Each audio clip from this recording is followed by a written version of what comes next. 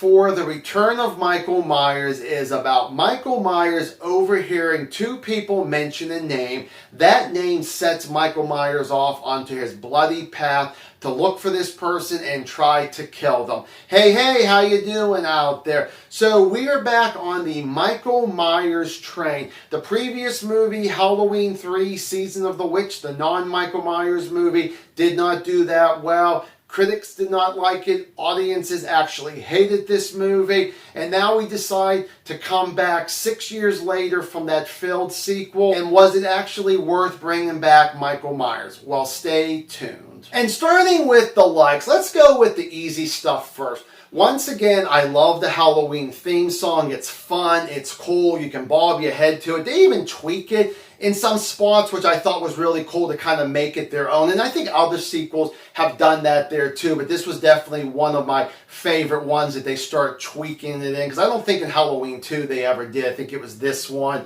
and beyond. I really liked the story. I think it was cool. It was awesome. It was definitely very smart. Same thing with the script. I really enjoyed the dialogue through most of this movie. Love the narration through this. When it came to the direction, this guy knew how to direct a great Halloween Michael Myers sequel. I loved all the camera shots that we actually get throughout this, so definitely kudos to this director. He's no John Carpenter, but he did a damn good job. When it comes to the kills, I thought they were really good. I thought they were unique. There's two without going into too much details. The very first kill was such a pleasant surprise because it almost felt like it was more of a Jason Voorhees kill that I would have seen. Maybe more zombie Jason than human Jason. But when Michael Myers was doing it, I thought it was actually a pleasure watching a different serial killer other than Jason Voorhees to do something that a Jason Voorhees character would actually do. And then there's actually another one with the victim and a shotgun, and that's as far as I will go. I actually think that was one of my favorite ones. I mean, both of them were still really good, but maybe the shotgun one would be slightly better of, not the entire franchise, but of this movie. Going with some of the characters here. Danielle Harris as Jamie Lloyd. She does such a phenomenal job. I mean, she has different emotions like almost any actor or actress needs to do. But whenever she's scared because she sees Michael Myers and she's screaming and she's yelling for help, no matter if it's Rachel or anybody else, you latch on to her thinking, oh God, please don't let Michael Myers take her out. Donald Pleasance, once again, is Dr. Loomis. Still enjoy him. He still brings the goods. He's still such a good actor. Because remember, he wasn't in Halloween 3. He was in Halloween 2. So you had a nice little stretch there where he could have like lost his magic, but he did not. He still came right into playing Dr. Loomis. Other thing I want to say about him is he is one of these people that is so brave that he's not afraid of Michael Myers. If he is, he never shows it in these movies. You got Rachel, that she is actually the big sister to Jamie. Now, Jamie is actually adopted. I just want to throw that out real quick. And there's actually one or two quick scenes where Rachel feels like that she doesn't want her adopted sister around, but then that all changes, especially when it comes to Michael Myers, and she needs to be strong and she needs to be brave and be that big sister for Jamie. And she's there. She has her moments where she is scared of Michael Myers, but she gets up to almost Dr. Loomis level where she thought, you know what, I'm not afraid of you anymore kind of thing. You got Sheriff Meeker in here. He's the new sheriff. Now, I want him to be different and have his own flavor, but still have the charm like Sheriff Brackett did in the first two. I'll say this. At first, I did not like him, and I was going to put him in the dislikes because I didn't like his dialogue, if it was the script itself or the way he was delivering the lines. And then after a while, it's like he flips on a dime and his dialogue gets better, and it feels like, wow, you are definitely one of the coolest characters, like in more of the second half of this movie. So I really do like it. Does he have the charm like Sheriff Brackett? No, not really, but he has his own that I actually start warming up to, like I said, about the second half of this movie. You got Michael Myers, played by George P. Wilbur. He plays Michael Myers here and also in Halloween 6, The Curse of Michael Myers. But he does such a good job. Now, he is scary, and he does a good job with that.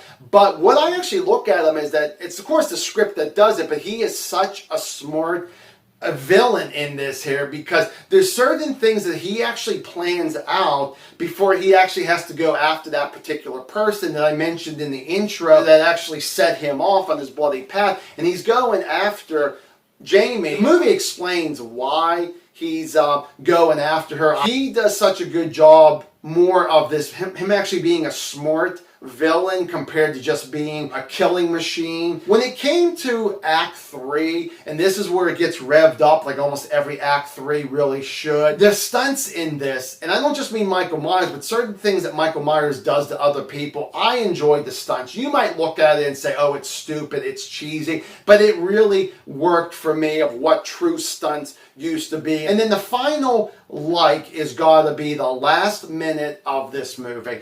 If they thought about stopping this to be the final Halloween movie, I would have been in such a shock, because it really would have just been like, oh my God, I can't believe they actually got a way of doing something like that there. But it works on so many different levels. I love that last minute. And moving on to the dislikes, let's go with Dr. Loomis. There's two things I really do not like. And one of them, I can blame him. The other one, I cannot really. And the one that I can't blame him for is something happens to him and Michael Myers in Halloween 2. So when they bring them both into this movie, both supposed to be disfigured. So Dr. Loomis, like half of his face is supposed to be really bad, his hand and his arm. Now his hand and his arm, the makeup job on that was great, but when it came to his face, half of his face being disfigured, that has to be one of the worst makeup jobs I've ever seen for someone to be disfigured. The other thing was, in the first two Halloween movies, this was one of these characters that I really did like because he stood out. He grabbed your attention every time he opened up his mouth about Michael Myers, and you listened to every single word that he was actually talking about. When it comes to this movie, it happens one time in a police station, and then the rest of the time it feels like he's just blended in with everybody else. So it doesn't feel like he has that impact as that character as he did in the first two. Another character I was not a big fan of was Brady. Times in the past, I would give this guy a pass. That I liked everything about him. I was fine. But this time around, I did not like his acting. I did not care for this character one bit. There are times where there might be a scene or two where he's very nice and you like him, and then there might be a scene or two where he's an asshole and you can't stand him, and it kind of goes from being nice asshole, and it's just like, pick a goddamn lane. Do you want to be that nice guy, or do you just want to be nothing but an asshole? So I just did not like him trying to do two things at once, and it just did not work for me.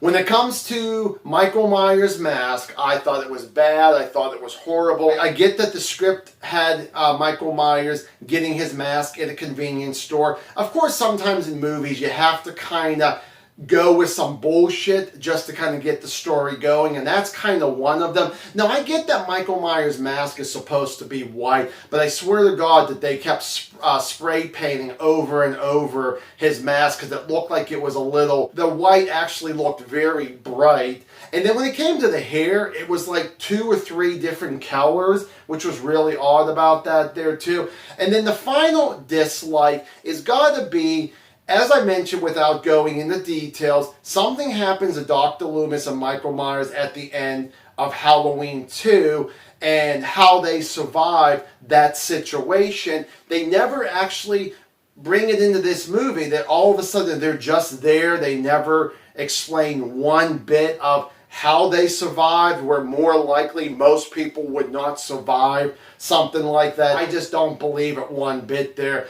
So I feel like that, you know, sure, you bring this movie out, and I love this movie, but it's like, how about explaining something about what happened in that, like, 2 previous movies ago? Halloween 4, The Return of Michael Myers, I'm going to go 3 out of 4 stars. Have you seen this movie? Do you like it? Do you not like it? Give me a comment down below. We shall discuss it. So thank you guys so much for watching this movie review. See you guys in the next one. Bye.